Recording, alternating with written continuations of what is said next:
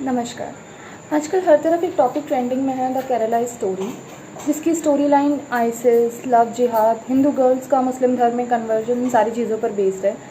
But इस complex topic को समझने से पहले हमें ये जानना होगा कि केरला और मुस्लिम धर्म का क्या संबंध रहा है। क्या आपको पता है, Islam is the second largest religion to be followed in Kerala. आश्चर्य की बात है ना। बट इस चीज़ को, इस फिनोमिना को समझने से पहले हमें ये जानना होगा कि इसका लिंक क्या हमारी हिस्ट्री से है या नहीं। केरला हमेशा से ही एक स्पाइस एक्सपोर्टर के रूप में रहा। इवन 3000 BC के अकॉर्डिंग टू सुमेरियन सभ्यता, केरला को गार्डन ऑफ स्पाइसेस भी कहा जाता था। बेबीलोनियन, सुमेरियन, असीरियन, अरब्स के लिए केरला हमेशा से ही एक अट्रैक्टिव डेस्टिनेशन रहा। इवन हिस्टोरियन भी इस बात की पॉसिबिलिटी को रूल आउट नहीं कर सकते कि केरला में मुस्लिम धर्म 7th सेंचुरी CE के अराउंड आया। इवन चेरा के जो हिंदू किंग थे, चेरामन, पेरुमल, तजाउद्दीन, वो प्रॉफिट मोहम्मद से मिले तथा उनसे मिलने के बाद इस्लाम में कन्वर्ट हो गए। यहाँ तक कि अल मसूदी, मोहम्मद अल इदरीसी, इब्न बतूता, अल दिमारसी ने मुस्लिम्स कम्युनिटी जो कि अरब वर्ल्ड से केरला में आकर के बसी थी, जो यहाँ आकर के स्पाइस का एक्सपोर्ट करती थी और ट्रेड करती थी, उनके बारे में मेंशन किया हुआ है। यहाँ तक कि जो मालाबार शब्द है, माला, जो कि मलयालम भाषा से लिया हुआ है, और बर यानी पर्शियन में इसको बर बोला जाता है, उसका अर्थ होता है लैंड, जो कि हमारा पर्शियन शब्द से लिया जाता है, यानी हिल्स की लैंड।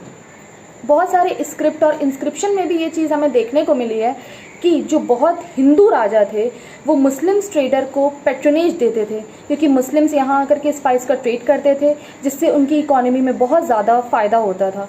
बट 15th सेंचुरी के अराउंड मुस्लिम्स की स्थिति यहाँ पर बदतर हो गई। जब पुर्तगीज़ नया रूट खोजते खोजते भारत में आए, तब उन्होंने अरब की जो मोनोपोली थी ट्रेड में, उसको ख़त्म कर दिया। और उससे ज़्यादा स्थिति तब खराब हो गई जब ईस्ट इंडिया कंपनी इंडिया में आई और ईस्ट इंडिया कंपनी और पुर्तगीज़ के बीच एक टग ऑफ वॉर स्टार्ट हो गई। मुस्लिम्स को अपने लिए कोई ना कोई साधन ढूंढना था, अपने लिए कोई ना कोई व्यापार ढूंढना था। इस वजह से वो इनलैंड की तरफ जाने लगे।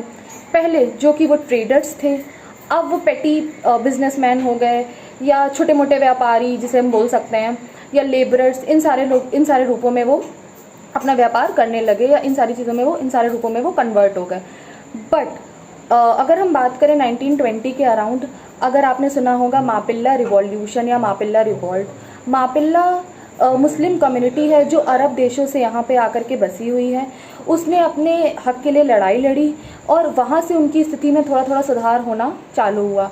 और 1970 और 1980 के अराउंड हम देखेंगे तो एक गल्फ रश का फिनोमिना जो केरलाइट मुस्लिम है उनमें देखने को हमें मिलता है। सो ये कहीं ना कहीं जो मैंने आपको बताया, ये केरला में जो मुस्लिम कम्युनिटी आई वो किस तरीके से केरला में सेटल्ड हुई, या पहले वो सिर्फ और सिर्फ एक ट्रेडर और बिजनेसमैन के रूप में आए, बट यहाँ पर आके ये यहाँ के नेटिव बन गए।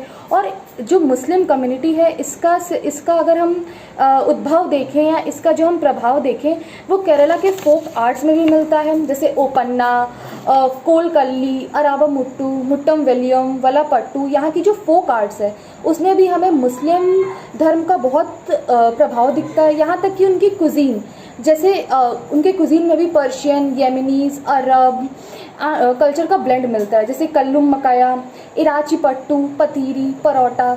ये सारी ऐसी कुजीन है जिसमें हम मुस्लिम धर्म या मुस्लिम्स का प्रभाव देखते हैं। तो इस तरीके से हमारा जो मुस्लिम धर्म है वो सिर्फ 50 या मुस्लिम धर्म का केरला में आना 50 या 60 सालों का फिनोमिना ना होकर के, जब से सभ्यता सुमेरियन, असीरियन, ये सारी सभ्यता उद्भव में आई तब से है। सो धन्यवाद, नमस्कार।